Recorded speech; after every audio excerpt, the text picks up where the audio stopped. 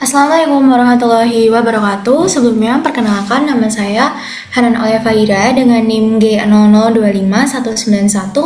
Saya izin untuk menyampaikan laporan anatomi blok 2.2 kardiorespirasi. Jadi kita mulai dengan laporan yang pertama. Saya izin untuk share screen terlebih dahulu.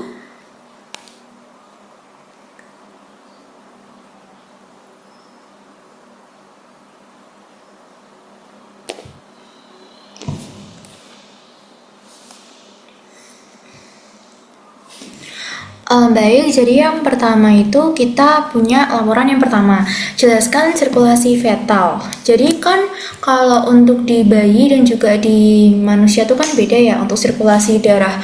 Kalau misalnya kita manusia biasa itu kan biasanya kita jantung itu memompa darah dari ventrikel kiri ke seluruh tubuh. Kalau misalnya dari ventrikel kanan kan dia nanti masuk ke arteri pulmonalis dulu, yang ini arteri pulmonalis, baru dia tuh ke vena pulmonalis, terus masuk ke yang atrium kiri. Nah, kalau untuk yang di janin sendiri dia tuh berbeda.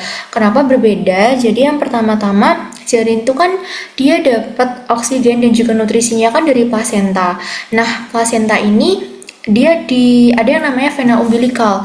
Vena umbilikal ini ciri khasnya dia tuh membawa darah yang kaya akan oksigen. Nah, ketika darah yang kaya oksigen itu dia nanti akan menuju hepar, tapi di sini dia tuh kayak nggak langsung nggak semua darahnya tuh ke hepar, karena sebenarnya kalau misalnya bayi itu kan organnya kan kayak masih belum berfungsi gitu ya, jadi heparnya tuh paling kayak cuman dikit lah darahnya. Nah, di sini kita punya yang namanya ductus venosus. Nah, ductus venosus itu kayak suatu bypass ya, atau kita bisa ngomongnya kayak suatu jalan pintas di mana bypass ini tuh dia fungsinya untuk efisiensi darah, jadi supaya semua darah tuh nggak menuju ke organ, karena kembali lagi kalau di bayi itu organ-organnya itu kan belum butuh darah yang banyak, dia belum berfungsi secara maksimal, jadi kita nggak perlu menyalurkan banyak darah ke organ-organ, salah satunya tuh hepar.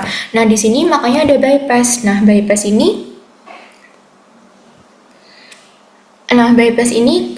dia tuh kalau yang menuju ke hepar itu namanya adalah ductus venosus yang ini. Nah, ductus venosus ini dia tuh langsung dari darah yang dari vena umbilikal yang kaya akan oksigen ini, dari menuju ke ductus venosus dia langsung ke vena cava inferior. Nah, perlu dicatat lagi bahwa vena cava inferior ini kan warnanya merah, berarti dia tuh nanti membawa darah yang kaya akan oksigen. Nah, vena cava inferior ini nanti darahnya akan menuju ke atrium yang dexter, atau di sini dia menuju ke atrium yang dexter. Nah, kalau misalnya udah sampai ke atrium yang dexter, terus gimana? Nah, darah yang kaya akan oksigen ini kan niatnya itu kan akan disalurkan ke tubuh ya, ke seluruh tubuh. Nah, makanya nanti di atrium antaranya di atrium dexter tuh ada yang namanya foramen ovale. Nah, foramen ovale itu sebenarnya dia tuh kayak suatu lubang ya, namanya foramen. Berarti dia tuh nanti lubang di antaranya di atrium dexter, terus ini kan ada atrium sinister. Nanti ada suatu lubang sehingga nanti darah yang kayak oksigen dari si atrium dexternya ini dia tuh bakal masuk ke atrium yang sinistra yang di serambi kiri. Terus darah yang dari atrium sinistra bakal dialirkan menuju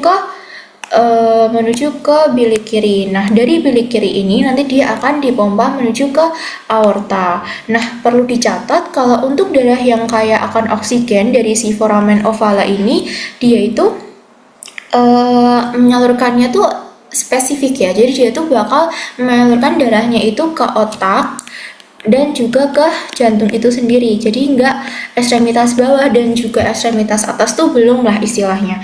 Nah, terus tuh kalau misalnya, nah tadi kan kita balik lagi ke atrium dexter, karena atrium dexter ini kayak poin pentingnya gitu. Nah, padahal di atrium dexter itu kita punya yang namanya vena cava superior.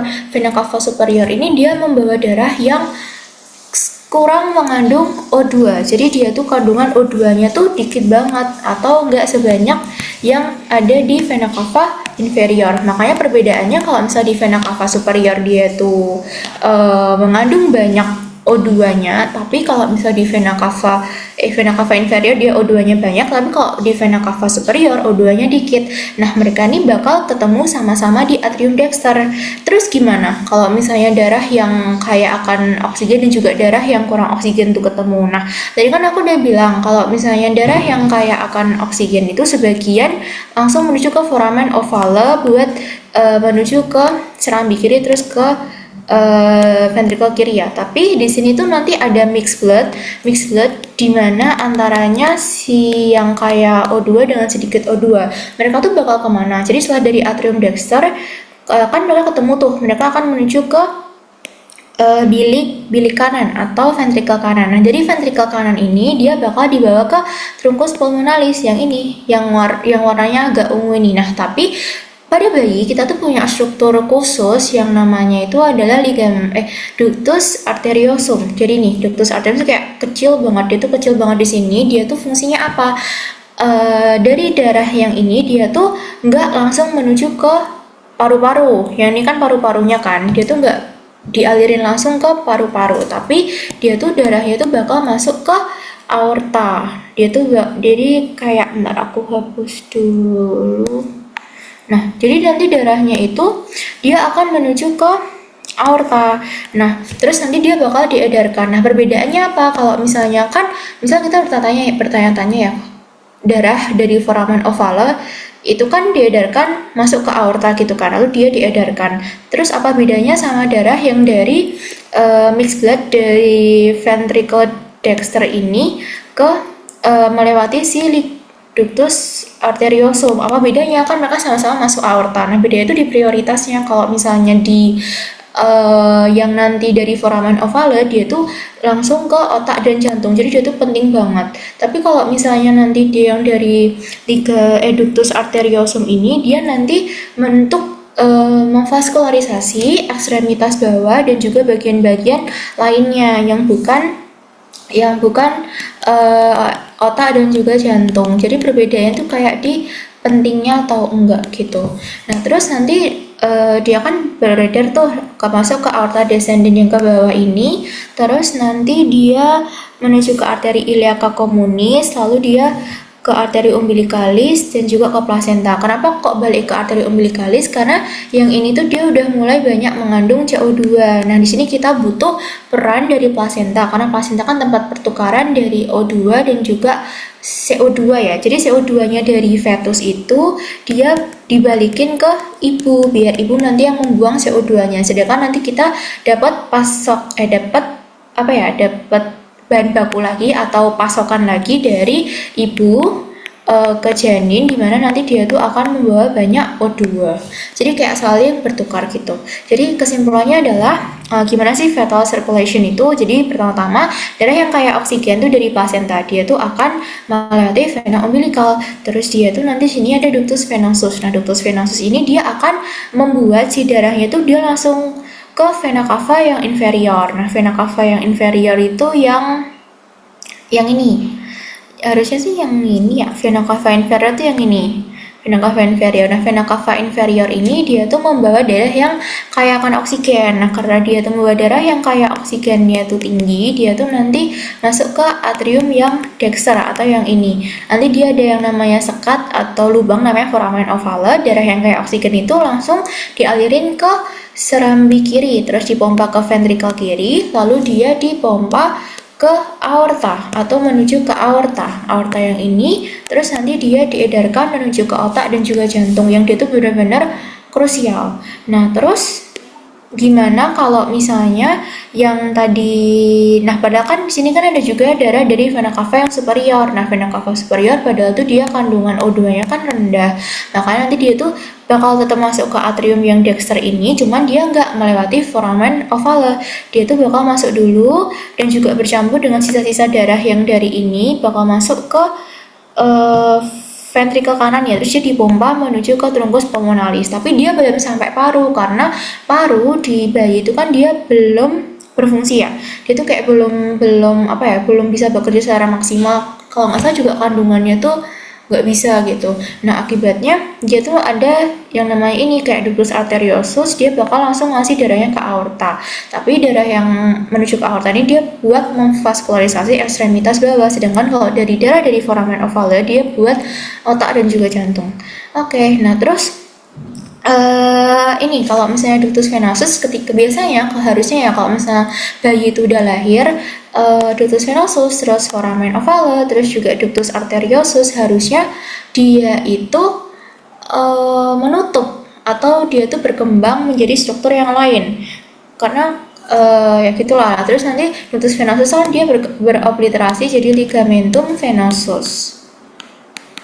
Kalau foramen oval jadi fossa ovale.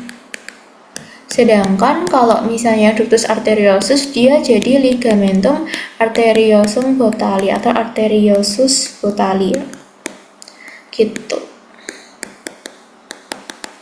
Oke, terus jelaskan salah satu gangguan akibat gagalnya penutupan struktur fetal. Jadi di sini aku ambil terkait dengan paten ductus arteriosus. Kenapa? Jadi ductus arteriosus itu kayak ibaratnya kayak suatu jalan kecil ya yang dia tuh menghubungkan harusnya darah yang dari ventricle kanan ya. Kanan itu kan nanti dia kan menuju ke truncus pulmonalis kan yang ini. Lalu dia menuju ke arteri pulmonalis terus dia sini tuh mungkin bakal paru. Ini adalah parunya. Tapi dia tuh mungkin dia tuh baru sampai ke truncus pulmonalis atau dia tuh baru dikit menuju ke arteri pulmonalis, dia langsung menuju ke aorta karena ada misalnya kayak jalan gitu yang menghubungkan antaranya si truncus pulmonalis dengan aortanya. Dia tuh bakal masuk ke aorta terus dia diedarkan ke seluruh tubuh khusus untuk memvaskularisasi organ-organ selain otak dan juga jantung itu sendiri. Jadi lebih buat ekstremitas bawah. Terus gimana kalau misalnya si ductus arteriosusnya ini nggak menutup, apa yang terjadi gitu. Nah kalau misalnya nggak menutup itu kita namakan dengan paten ductus arteriosus. Jadi dia ibaratnya ductus arteriosusnya masih tetap terbuka. Normalnya kalau misalnya kita habis lahir itu beberapa menit atau beberapa jam itu ductus arteriosus kan menutup ya menjadi ligamentum arteriosum botali. Tapi sayangnya dia nggak nutup. Nah hal ini tuh akan menyebabkan yang namanya left to right shunt. Nah maksudnya left to right shunt tuh gimana? Jadi kan kalau misalnya ventricle kiri ya normalnya, ini tuh yang normalnya nih. Yang normalnya itu harusnya kan darah dari ventricle kiri dia dipompa menuju ke aorta ini, menuju ke aorta, dia menuju ke seluruh tubuh gitu. Dia nggak bakal balik ke si truncus pulmonalisnya lagi kan. Cuman di kasus yang spesial ini dia tuh terjadi pergeseran dari left to right shunt. Jadi dia dari yang kiri malah dia tuh masuk ke kanan. Jadi misalnya nih ventricle kiri udah berhasil mompa, oke darahnya udah masuk ke aorta, harusnya dia tuh ke seluruh tubuh.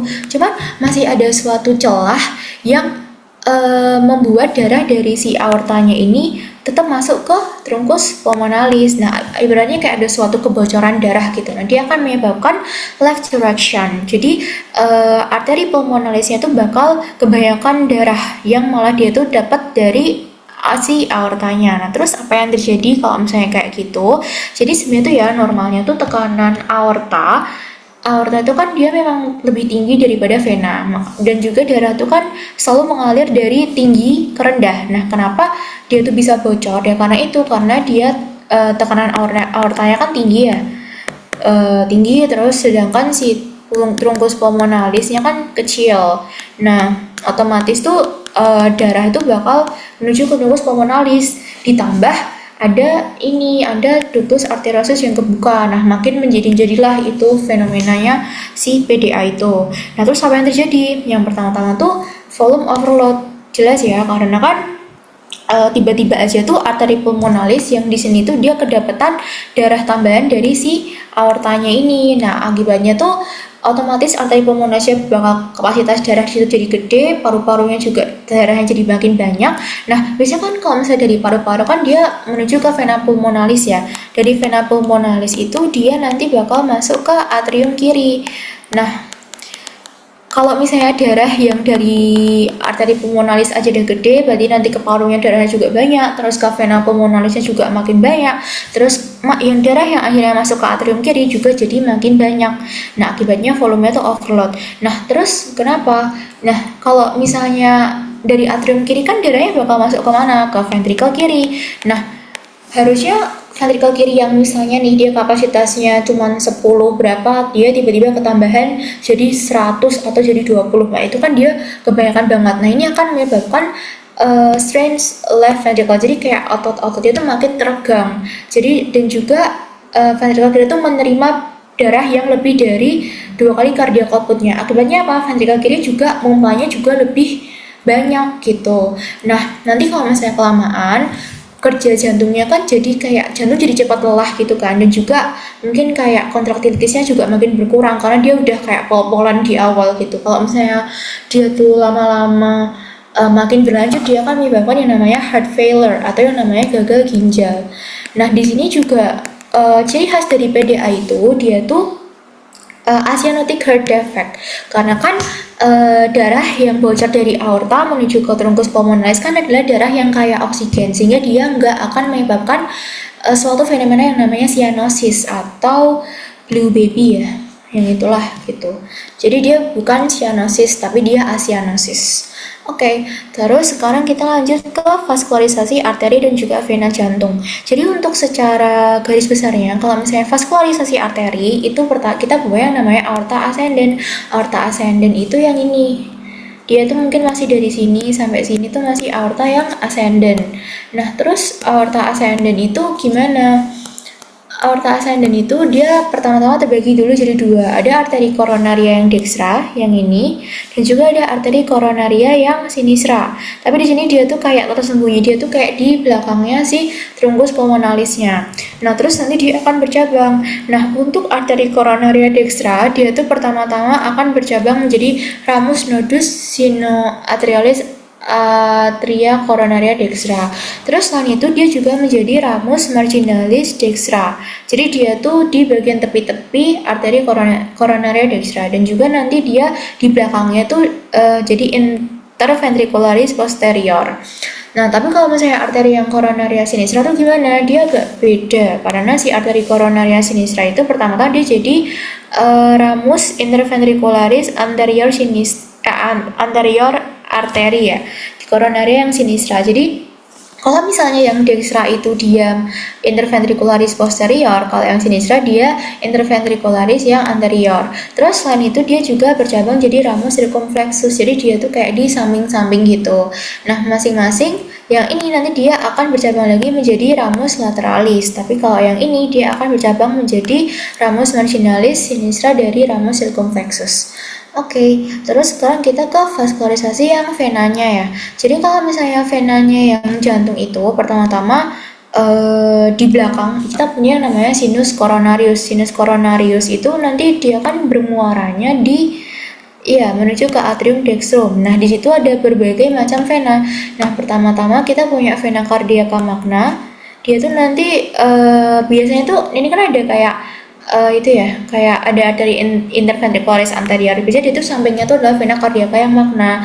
Terus nanti dia ada vena cardiaca yang parva. Nah, untuk vena cardiaca parva itu biasanya nanti dia juga ada arteri di sininya kan. Nanti dia tuh barengan sama arteri yang marginalis dextra. Arteri yang marginalis yang dextra. Nah, terus gimana kalau misalnya vena cardiaca yang media? Kalau misalnya vena cardiaca yang media, dia itu kan nanti kan di tengah nih, di tengah ini. Dia tuh nanti biasanya tuh barengan sama ini, sama arteri interventricularis yang posterior kan, karena dia kan di belakang. Gitu. Nanti dia tuh semuanya ini kayak vena cardiaca magna, terus dia vena cardiaca parva, dan juga vena cardiaca media. Dia itu nanti akan bermuara ke sinus coronarius. Nah, ini tuh darah yang membawa sedikit oksigen dan dia lebih banyak membawa CO2, makanya dia nanti bakal disorin ke atrium dextrum buat ke ventricle dextra, terus nanti dia menuju ke paru-paru untuk dia tuh ditukar gitu. Nah, gitu. Nah, terus kalau untuk vena cordis minimi itu dia bermuara langsung ke atrium dextrum melalui foramina venarum yang cavarumnya. Gitu. Oke, terus sekarang kita lanjut ke jelaskan sinus paranasal dan juga fungsinya ya. Jadi sinus paranasal itu dia ada 4 ya, dia ada 4. Kalau untuk yang pertama tuh kita punya yang namanya sinus maxillaris. Sinus maxillaris yang ini. Terus nanti kita punya yang namanya sinus frontalis dan juga ada sinus ethmoidalis dan juga sinus sphenoidalis. Yang paling belakang itulah sinus sphenoidalis. Biasanya itu kayak struktur tulangnya kan kayak yang sayap kelelawar itu kan. Itu nanti itu. Terus di depannya itu dia adalah sinus ethmoidal atau nanti bisa disebut dengan cellulae ethmoidalis. Nah, terus gimana kayak fungsinya gitu.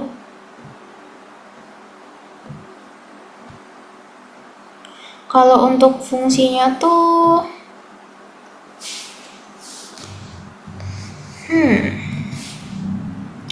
nah, untuk sinusnya itu sinus sendiri itu apa? Jadi sinus itu dia adalah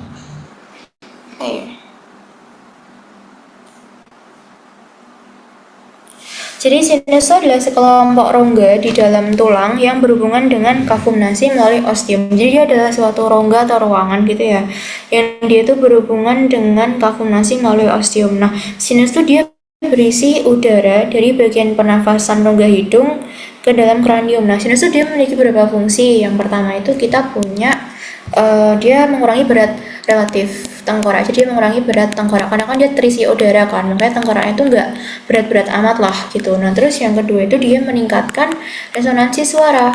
Kalau misalnya udaranya banyak, nanti kan dia gampang gitu loh kalau untuk suaranya gitu atau transfer suaranya. Terus dia juga sebagai penyangga terhadap trauma wajah.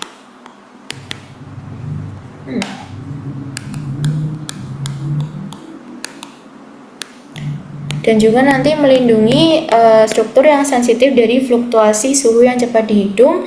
Lalu juga dia juga pasti melembabkan dan juga menghangatkan udara, inspirasi, dan juga berperan dalam pertahanan tubuh atau kayak ya pertahanan tubuh gitu. Nah, itu adalah fungsi dari sinus paranasal. Jadi dia banyak ya. Terus sekarang pembagian meatus nasi juga muaranya. Sebelum kita tahu meatus nasi, kita harus tahu dulu yang namanya konka. Jadi kalau misalnya konka itu kan kayak suatu tulang ya. Nah, biasanya di konka itu bawahnya ada meatus. Meatus itu kayak ibaratnya kayak suatu celah ya atau ruangan di bawahnya si konka. Nah, meatus nasi itu ada meatus nasi yang superior, ini yang superior, terus ini meatus nasi yang media dan juga meatus nasi yang inferior. Makanya ini adalah si konkanya. Dia nanti adalah konka yang superior. Terus nanti di bawahnya ada meatus nasinya, meatus nasi superior. Terus nanti ini adalah konka yang media. Nanti dia di bawahnya ada meatus nasi yang media gitu. Nah, terus ternyata di setiap meatusnya tuh dia punya yang namanya muara-muaranya. Nah, jadi yang pertama-tama tuh kita punya recessus sphenoethmoidalis. Jadi kita recessus sphenoethmoidalis dia tuh nanti merupakan muara. Jadi ini kan recessus sphenoethmoidalis, dia merupakan muara dari sinus sphenoidalis. Terus nanti di meatus nasi yang superior yang ini, yang superior ini terdapat muara dari cellulae, dari cellulae ethmoidal yang posterior yang ini. Nah, terus jelek banget. Terus nanti dia tuh di meatus nasi yang inferior. Ini kan yang meatus nasi inferior.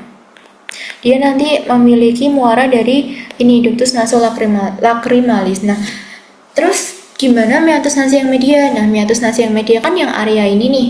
Meatus nasi media dia tuh ada beberapa kayak struktur khusus gitu. Yang pertama tuh kita punya hiatus semilunaris. Nah, hiatus semilunaris kan yang ini. Dia tuh nanti akan menjadi muara dari sinus maxillaris. Terus nanti mulai menuju ke atas kita punya yang namanya infundibulum.